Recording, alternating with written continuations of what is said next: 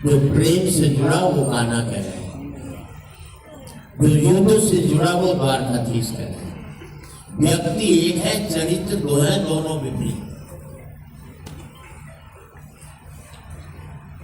रास रचाया राधा के साथ, द्वारकाधीश बन गए, पीछे मुड़कर नहीं देखा। मैंने सोचा स्वर्ग में राधा और कृष्ण आपने सामने टकरा जाए तो राधा कुछ सवाल तो करेगी, ऐसी क्या बात थी, पीछे मुड़कर नहीं देखा, तो क्या जवाब हो सकता है? आपका आशीर्वाद समझ कुछ ही तालियों में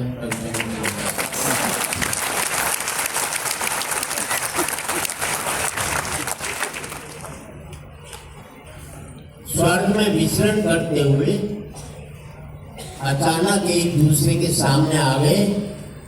विचलित से कृष्ण और प्रसन्न चित्त सी राधा।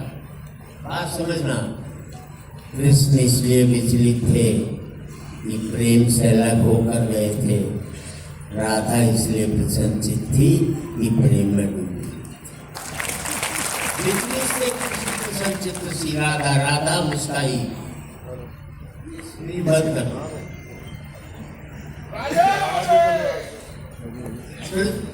कृष्ण मुस्काई।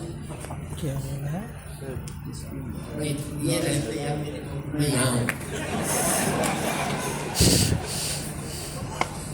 जो भी करता है उधर ही देखता रहता है।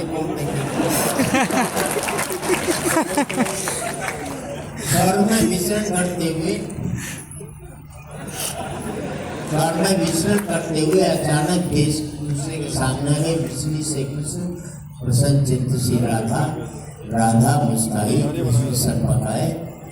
इससे पहले कि कुछ कह पाते बोल उठी राधा, कैसे हो द्वारकाधीश?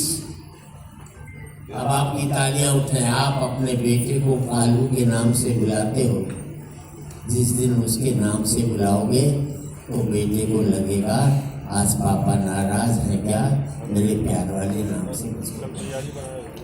कैसे हो द्वारकाधीश?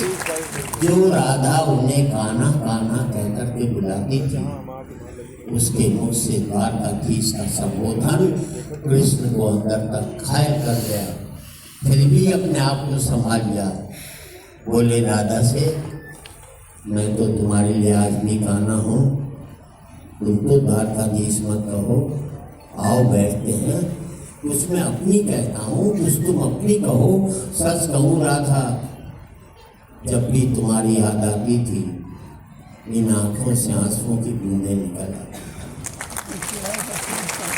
और आपकी तालियां चाहूंगा। सच कहूँ राधा, जब भी तुम्हारी याद आती थी, इन आंखों से आंसुओं की बूंदें निकल आती थी। बोली राधा, मेरे साथ ऐसा कुछ नहीं हुआ, ना तुम्हारी याद आई, ना कोई आंसू बहा, क्योंकि हम तुम्हें भूले ही कहाँ थे। कहाँ थे जो तुम याद आते, और इन आंखों में सदा तुम रहते थे। कहीं आंसुओं के साथ निकल न जाओ इसलिए रोते। और इन आंखों में सदा तुम रहते थे, कहीं आंसुओं के साथ निकल न जाओ इसलिए रोते भी नहीं थे। कृष्ण कुछ कड़वे सत्य सुन पाओ तो सुनाओ। कान्हा से द्वारकाधीश बनने पर या प्रेम से अलग होने पर तुमने क्या खोया, उसका एक आईना दिखाओ। अब आपका आशीर्वाद चाहिए। कृष्ण कभी सोचा इस तरह की में तुम कितने पिछड़ गए। यमुना के मीठे पानी से जिंदगी शुरू की और समुद्र के खारे पानी, यमुना के मीठे पानी से जिंदगी शुरू की और समुद्र के खारे पानी तक पहुंच गए। अब आपका फिर आशीर्वाद चाहिए। एक उंगली पर चलने वाले सुदर्शन चक्र पर भरोसा कर लिया और 10 उंगलियों पर चलने वाली बांसुरी। एक उंगली पर चलने वाले सुदर्शन चक्र पर भरोसा कर लिया और 10 उंगलियों पर चलने वाली बांसुरी को भूल गए। जब तुम प्रेम से जुड़े थे कृष्ण, तो 2 उंगली विनाश से बचाती थी। प्रेम से अलग होने पर वही जो उंगली विनाश से बचाती थी, प्रेम से अलग होने पर सुदर्शन चक्र उठा करके विनाश के काम आने लगी। और फिर आपका कृष्ण कान्हा और द्वारकाधीश में क्या फर्क होता है बताऊं? कान्हा होते तो तुम सुदामा के घर जाते, सुदामा तुम्हारे घर कभी। और जिस बात के लिए पूरी करते इतने भागवत वाचक आए, किसी ने इस बात का उल्लेख नहीं किया।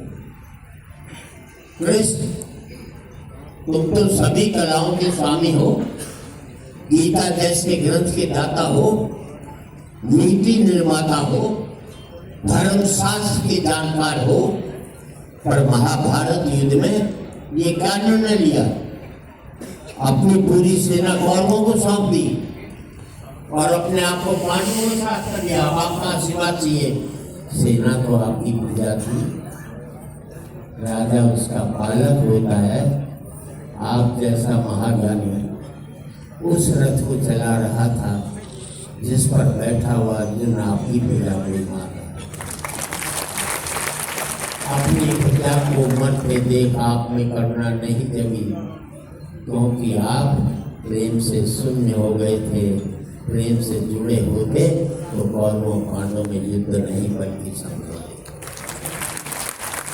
तो बड़ी पत्नियां, पूरे सदन की तालियां चाहूंगा। कृष्ण, युद्ध में प्रेम में यही फर्क होता है। युद्ध में आप मिटा करके जीतते हैं, प्रेम में आप मिट कर। युद्ध में प्रेम में यही फर्क होता है। युद्ध में आप मिटा करके जीतते हैं, प्रेम में आप मिट करके जीतते हैं। प्रेम में डूबा हुआ आदमी दुखी तो रह सकता है, पर किसी को दुख नहीं देता। और आपका आशीर्वाद कृष्ण, आज भी धरती पर जाकर देखो। पूरे सदन का आशीर्वाद चाहता हूँ। कृष्ण, आज भी धरती पर जाकर देखो। अपनी द्वारकाधीश वाली छवि को ढूंढते रह जाओगे। हर घर में, हर मंदिर में मेरे साथ ही खड़े थे। आज भी लोग गीता के ज्ञान की बात करते हैं, उसका नित्य नियम से पाठ करते हैं, पर धरती के लोग युद्ध वाले द्वारकाधीश पर नहीं, प्रेम वाले कान्हा पर, युद्ध वाले द्वारकाधीश पर नहीं, प्रेम वाले कान्हा पर भरोसा रखते हैं। और जिस गीता में मेरा दूर दूर तक जिक्र भी नहीं, नाम भी नहीं, आज भी लोग उसके समापन पर आते हैं। बस 4 पंक्ति कहना चाहता हूँ।